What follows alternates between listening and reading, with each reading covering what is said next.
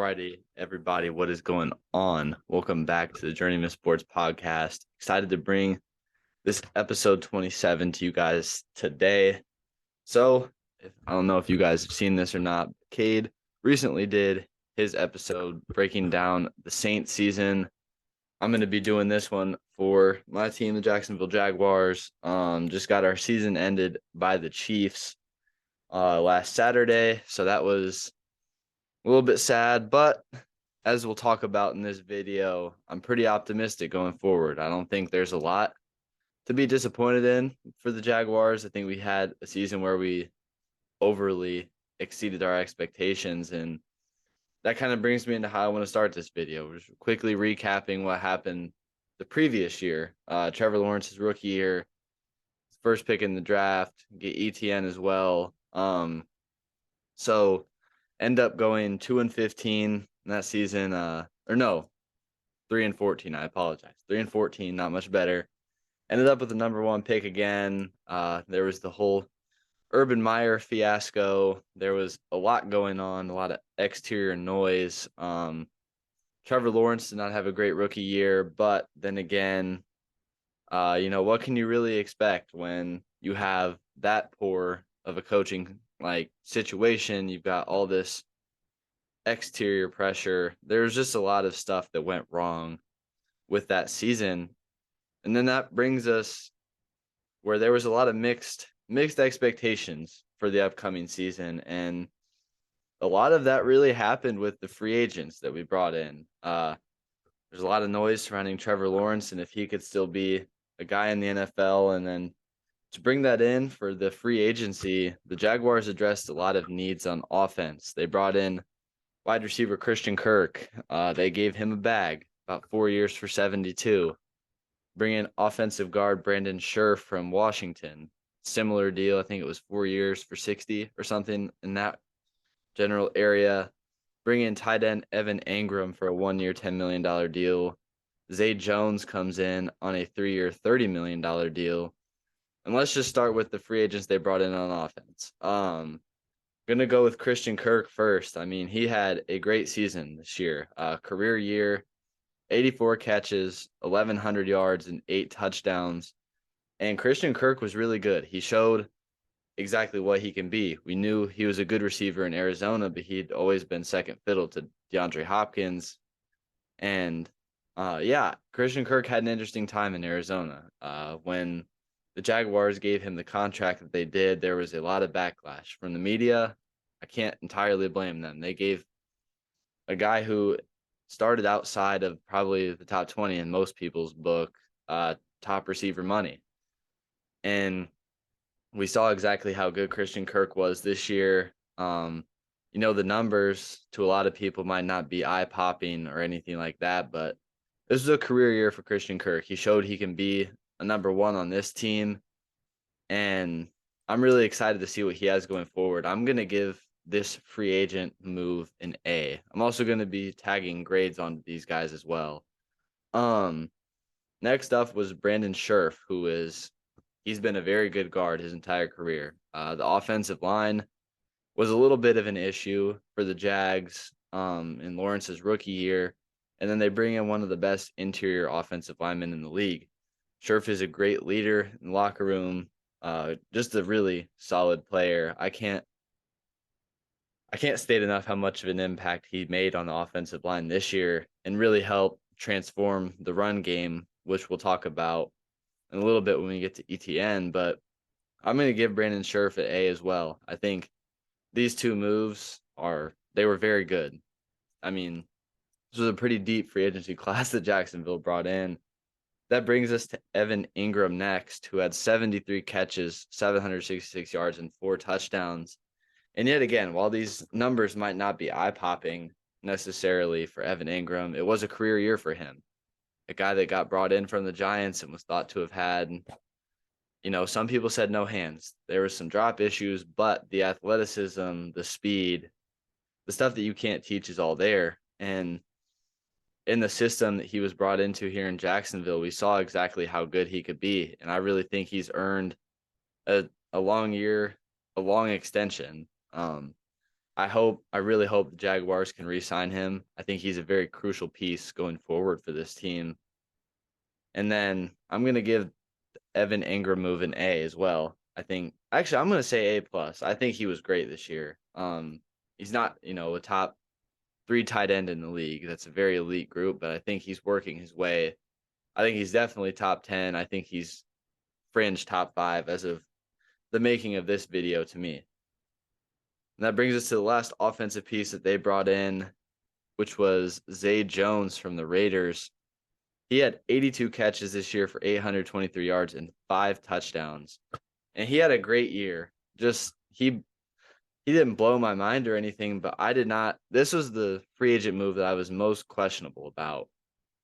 I was not really sure how to feel about Zay Jones. I know he'd had a couple solid games in the 21-22 season with the Raiders, but I did not think he was like that. I'm going to be honest with all of you guys. I know Cade can attest to this too.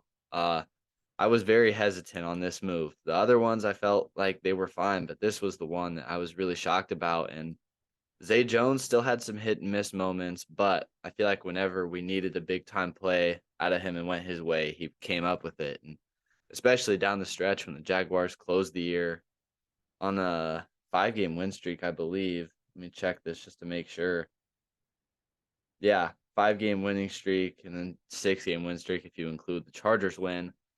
He had a great year, and I'm going to give the Zay Jones move a B+. So that brings us to the defensive players that were brought in. Linebacker Foyesade Oluokun from Atlanta.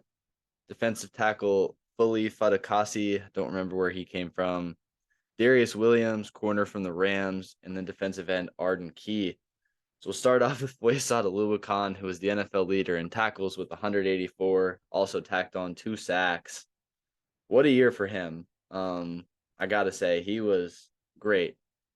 Great linebacker. Devin Lloyd was another rookie that we got along with Trayvon Walker, but what a great move that he was. And I can't speak highly enough about what all he brings to the defense. And then brings us to Fadukasi, defensive lineman, played in 14 games, 24 total tackles, 1.5 sacks, a couple hurries, and yeah, he had a solid season. Oh, also forgot to forgive Oluokun his grade. I'm going to give Foyesade Oluokun an A. That was another really good move by the Jags.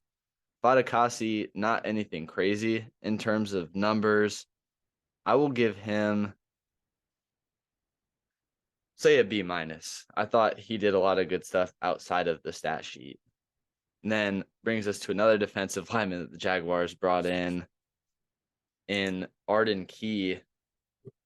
And he had 27 tackles, 4.5 sacks, 5 hurries. He was really good this season, especially down the end of the season into the playoffs. He was a big reason why they won that Chargers game, and he showed up big against Tennessee as well. And that clutch was seen. I mean, he really helped elevate the defensive line as an edge rusher. I'm gonna give that move a solid B+. I think that was really good. And that brings us to the last defensive player and the last free agent signing, which if I could find him, where is he? Darius Williams came over from the Rams after a Super Bowl.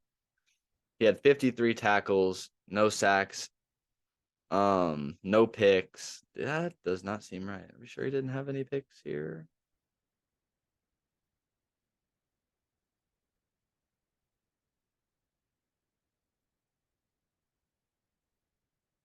I don't know. I feel like he had at least one pick. For some reason, the stat thing is not showing interceptions. But anyways, Darius Williams played really well for us. Really helped the secondary. Tyson Campbell, and then Shaquille Griffin is a guy who I think should get cut this offseason. Tyson Campbell's up and coming, and I think Darius Williams is going to go right along with him. And I can't wait to see what happens with that.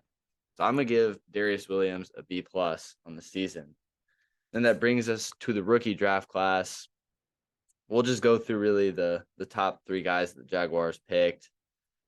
Pick number 1, they took Trayvon Walker, had 3.5 sacks this year, couple picks. And I mean, he was He was good. I think the potential's there. I think he had a lot of pressures, a lot of stuff outside of the stats. I really like Trevon Walker. I mean, that was obviously an all potential pick there. I would have still gone with Aiden Hutchinson, but Trayvon Walker did prove me wrong a little bit this year. I'm gonna give Trayvon Walker a solid B. Um, Devin Lloyd was pick number 20 in the first round. He had a lot of tackles, great start to the season. Sort of fell off towards the tail end, but he's got a great guy to learn from with Khan, and I'm gonna give Devin Lloyd. I'm gonna say a C plus. I think Devin Lloyd is pretty solid this year. And then interior offensive lineman Luke Fortner, who got some playing time this year, played well when he did. I really like his potential moving forward. Got a good guy to learn from with Scherf. I think he kind of slid across the offensive line this year, showed some good versatility. I'll give Luke Fortner a solid A minus. And so that brings us into what we were expecting for the season. A lot of people still saw us as a bottom dweller and a contender for the number one pick again. And that was something where I really never bought into that. I don't know if we really talked about it on here, but I mean, I thought the Jaguars could be a team that won 6 or 7 games. I thought this would be, this is year one of the rebuild. They bring in the guy that I really want to talk about in this video with Doug Peterson and how much he's changed our culture. That was seen as a solid head coaching signing. I was a little bit skeptical at first. I mean, I know he'd won the Super Bowl with Philadelphia, and the biggest thing that I failed to realize is how much of an impact he would have on Trevor Lawrence. And I really think Doug Peterson, I don't think he's coach of the year necessarily, but I think he's got to be in that conversation somewhere.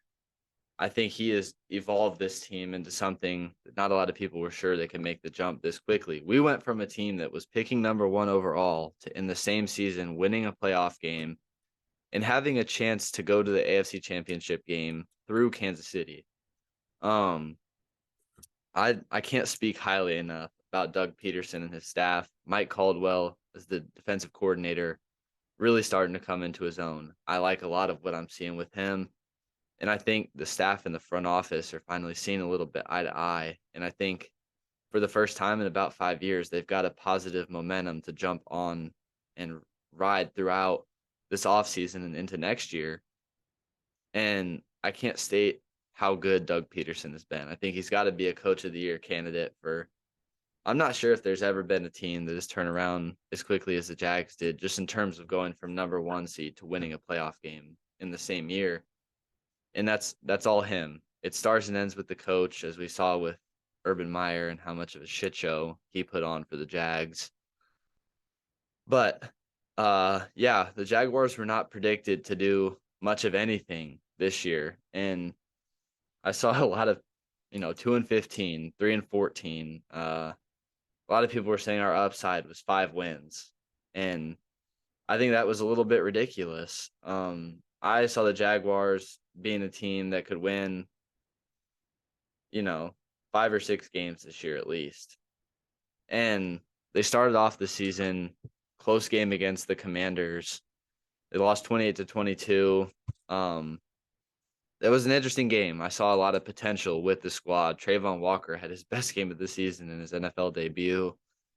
They go and smack the Colts, destroy the Chargers. And that was a great start. I mean, I was all in at that point. I thought, I felt like the Jaguars at that point were a top 10 team. And then we know what ensued following that 5-game losing streak.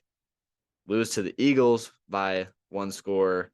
Understandable. Lose to the Texans at home. That's inexcusable. Lose to the Colts in a 1-score game on the road. It's a game they should have won. Lose to the Giants week 7.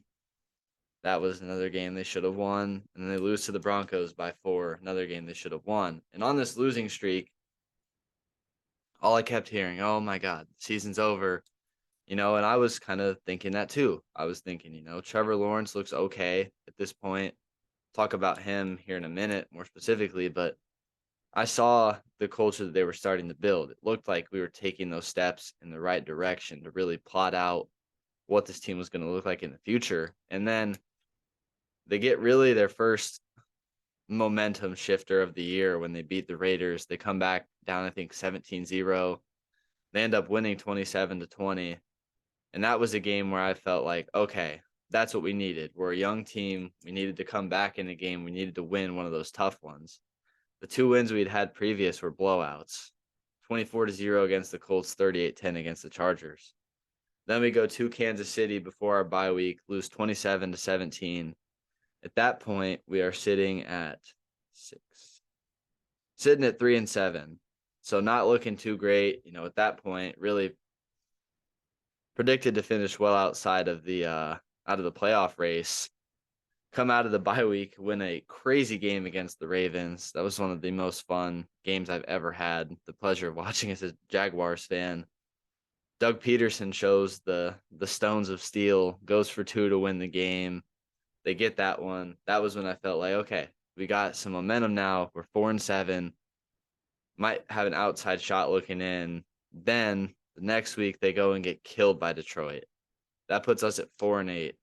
And then at that point, we know the Titans are starting to come back to it at this point. They're starting to fall down a little bit too. So I'm thinking, maybe there's a chance. There's a chance at this point. We're 4-8. It's outside. Maybe we could snag a wild card by some stretch of the imagination. And get killed by Detroit 40-14. I don't even know what the heck was going on at that point. But then they come back 36-22, roadkill at Tennessee, just destroyed them. That was probably Trevor's best game of the year. They follow it up back at home, crazy win against the Cowboys, pick 6 in overtime. And this is the point where I'm thinking, okay, we're 6-8. We win out, we're going to make the playoffs. Tennessee is not that far off of us at this point.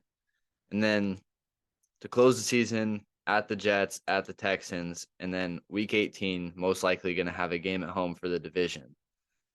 Beat the Jets 19-3, take care of business, and then kill the Texans 31-3. At this point, we're 8-8. Tennessee is 7-9. The winner of the game in week 18 gets home field playoff shot against the Chargers.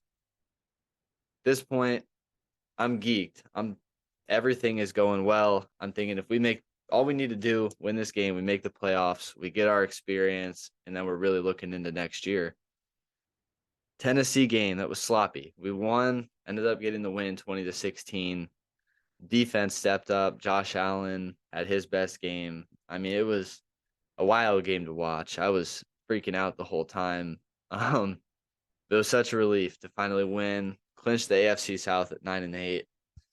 And at that point, I know we're playing the Chargers, a team that we beat, actually mollywopped earlier in the year. And I was a little bit nervous. And obviously, we know how it started. 27-0, the four interceptions, and then the muff punt too. At that point, I'm thinking, oh my God. We just ripped off 5 in a row. And then it's going to end like this. And after the 3rd interception, I turned the TV off. I stopped watching the game. I'm tired of this. I'm going to get too frustrated with it. Whatever. And then I'm checking the score a little bit throughout the game, but I'm back in my room here.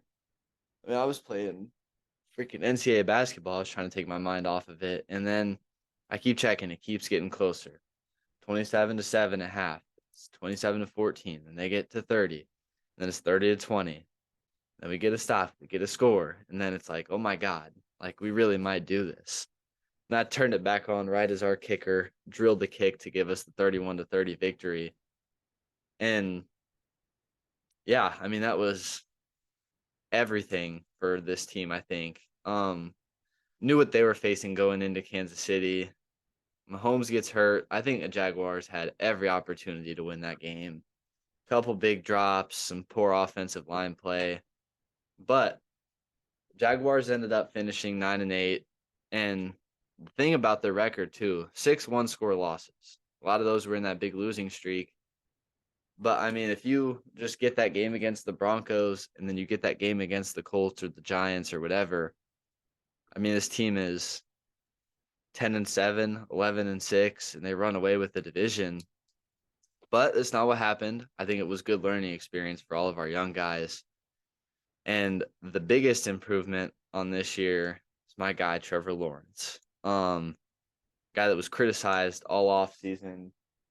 Everyone was saying he doesn't have what it takes to be the franchise quarterback. He's the biggest bust of all time after the most crazy rookie season. And then he bounces back this year, just casually rips off 4,100 yards, franchise record, has 30 total touchdowns to only 8 picks, which he cut in half.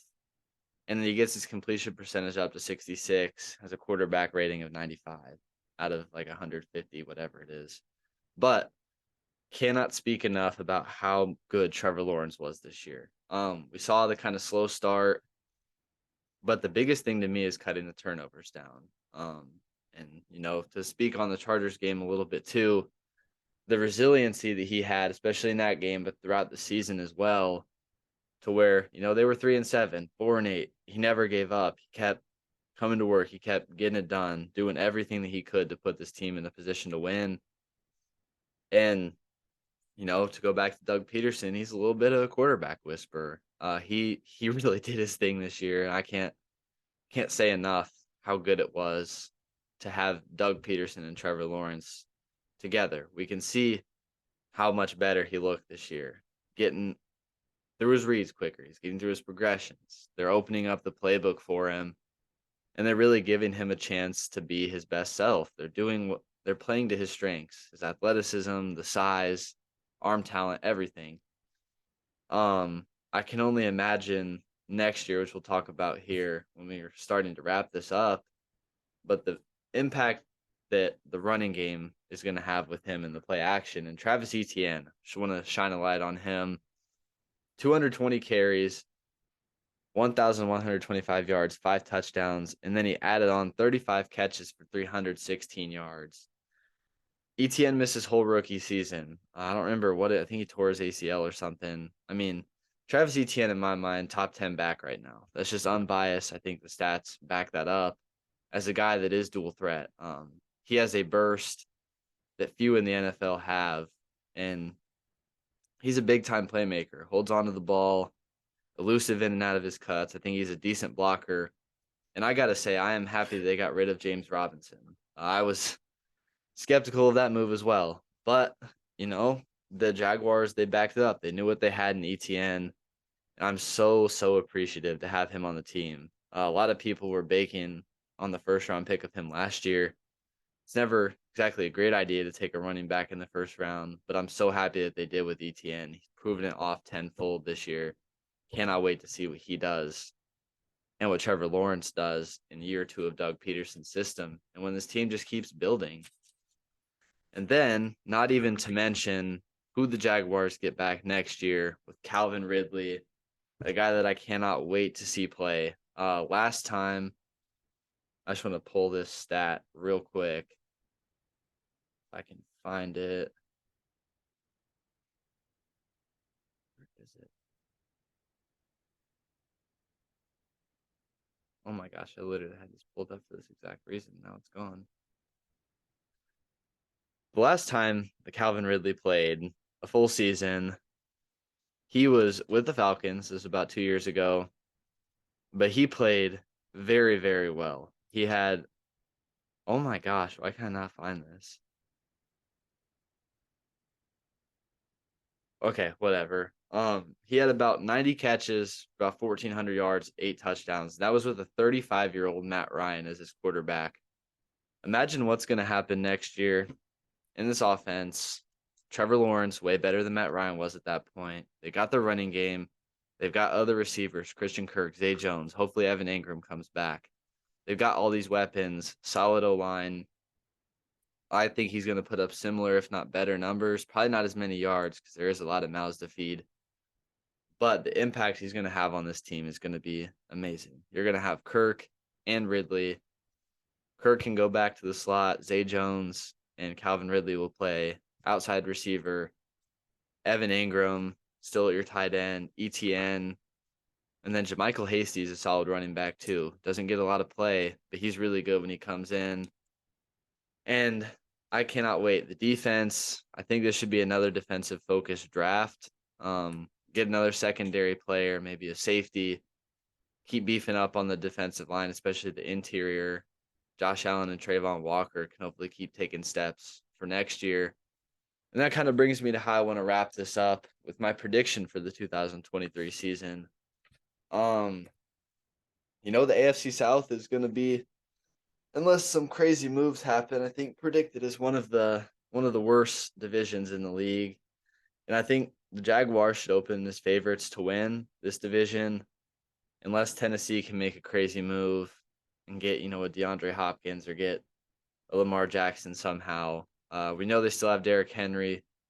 The Colts are going to have Jonathan Taylor. Not sure exactly what they're going to do in terms of drafting and all that. The Texans, they're stacking up on some young talent right now. However, I think Jacksonville should open as favorites to win. I'm sure they're going to get a tougher schedule this year. But in year 2, Doug Peterson's system and the culture reset, we know what they're going to get back with Ridley in the offense. I think they have another free agency class that's solid. They can come in, contribute. I'm super excited. Obviously, health is, the biggest thing, regardless of any team. But I think the Jaguars are going to be pretty good next season. I think they should win the AFC South.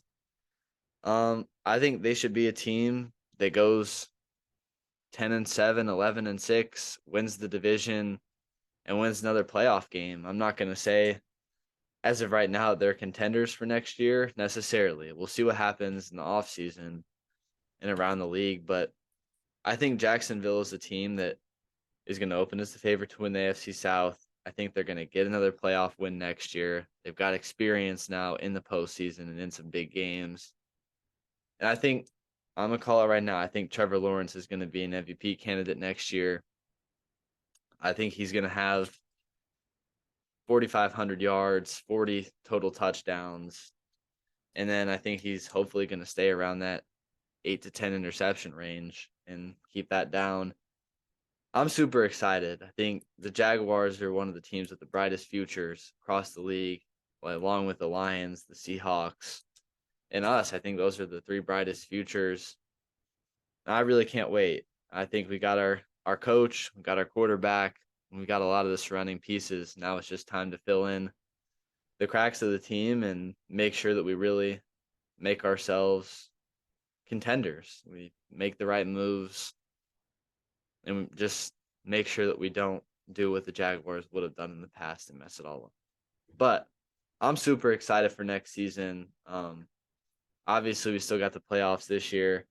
But I could not be more happy with the Jags' performance. I give them an A+ on the year. They far exceeded expectations, and a lot of questions got answered.